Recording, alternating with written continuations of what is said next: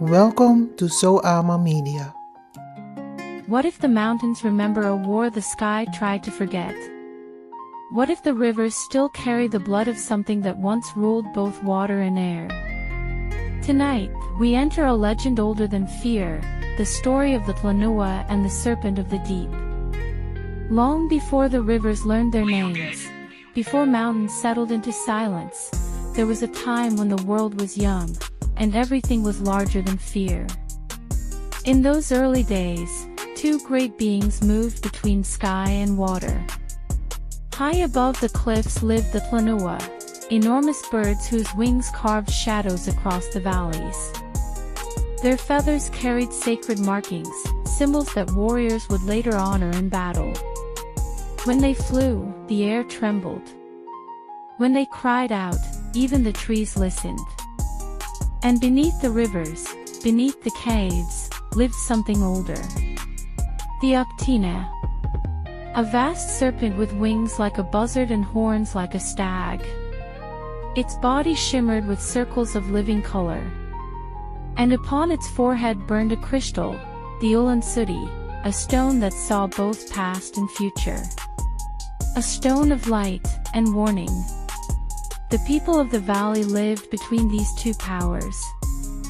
They respected the sky. They feared the water. For a long time, balance held. Until the day the shadows began to fall lower. The Tlanuhwa descended without warning. Their talons reached into the village, and children disappeared into the cliffs. Mothers cried into the wind. Fathers sharpened their resolve. So the men climbed. They braided vines into ropes and lowered themselves into the dark caves carved into stone. Inside, they found the stolen children, alive, frightened, and around them, enormous unhatched eggs. The air trembled. The Tlanuhwa were returning. In desperation, the men hurled the eggs from the cliffs into the roaring river below. That was when the water answered. From beneath the surface, the Occult rose, vast and terrible, devouring the falling eggs in a frenzy of foam and fury. The sky shrieked in rage. The Tlanuhwa dropped the children and turned on the serpent. What followed was not a battle. It was a tearing of the world.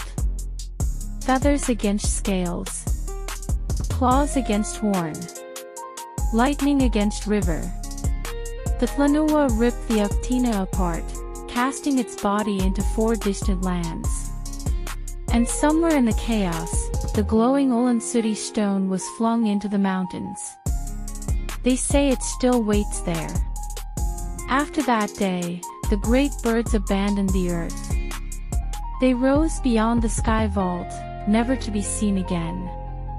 The serpent's blood stained the rocks by the river, and the people carved the story into cave walls so memory would not fade. Some still search for the crystal. Some say it appears only to those who are not looking for power, but for understanding.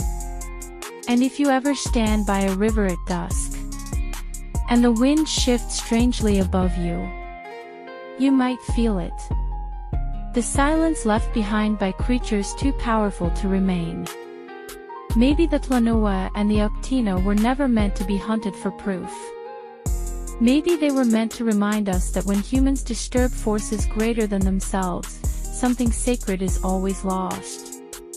And perhaps the real Ulansudi stone is not buried in the mountains, but hidden in the wisdom we choose to remember, or forget. If you like this kind of storytelling, please give this video a thumbs up, share and subscribe to this channel or leave your opinion in the comments. Garantangi, till the next video.